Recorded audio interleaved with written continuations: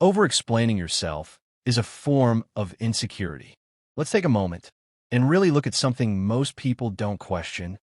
Over-explaining yourself. Explaining your choices, your decisions, your boundaries, over and over again. And the strange part is, it feels normal. It has become normal in today's world. In fact, it feels like you're just being clear, just being respectful, just making sure people understand you. But what if that's not what's actually happening? What if over-explaining isn't about clarity at all, but about something deeper?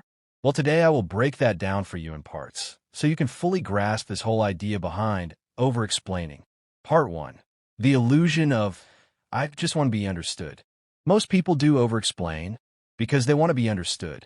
And yes, that's part of it, but not all of it, because there's a difference between expressing yourself once and repeating yourself until someone agrees with you. That second part, that's where things start to shift, because now you're not just explaining, you're seeking validation. Know the difference. Part 2, the need for approval.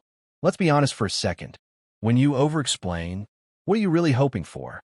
Understanding or approval? Because those two things are not the same. Understanding means, I hear you. I get your point. Approval means, I agree with you. You're right. And a lot of the time, people don't just want to be understood. They want to be approved. So they keep talking, keep explaining, keep adding more reasons until they feel accepted. Part 3, where insecurity hides. Now here's where insecurity quietly steps in. Not loudly, not obviously, but subtly, because insecurity doesn't always look like fear. Sometimes it looks like over-effort. It looks like trying too hard to be clear, trying too hard to be reasonable, trying too hard to be understood. You don't fully trust that your words are enough. So you add more, and more, and more. Part 4, the fear of being misunderstood. One of the biggest reasons people over-explain is fear of being misunderstood. Because being misunderstood can feel like losing control. Control over how people see you. Control over how they judge you. Control over your image. So what do? You try to control the outcome by controlling the explanation. You think, if I just explain it better, they'll understand. But here's the truth. You can explain something perfectly and still be misunderstood. Not because you failed, but because people see things through their own lens. Part 5. People hear what they want to hear. This is something most people don't accept.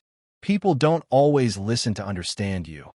They listen to confirm what they already believe.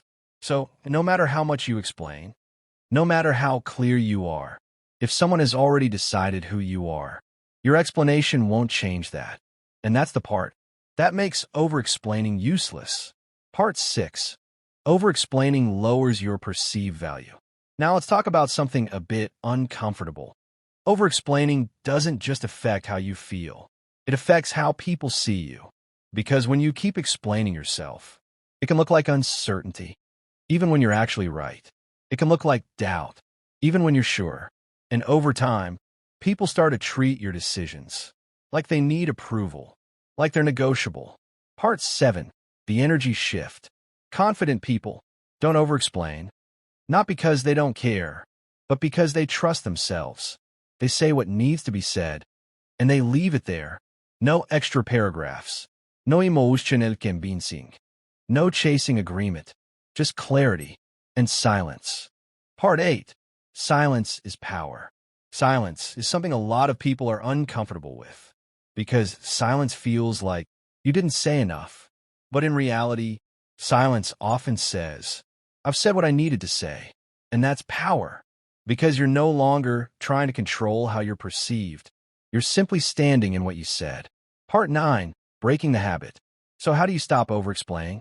You start by noticing it. Notice when you're repeating yourself. Notice when you're adding unnecessary details. Notice when you're trying to convince. And then stop. Let your first explanation be enough. Even if they don't agree. Even if they don't understand. Even if they judge you. My final lesson for today.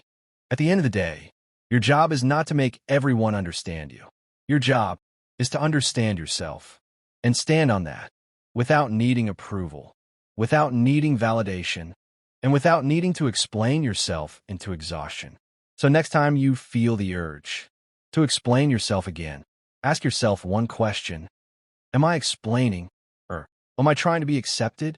Because the answer to that changes everything.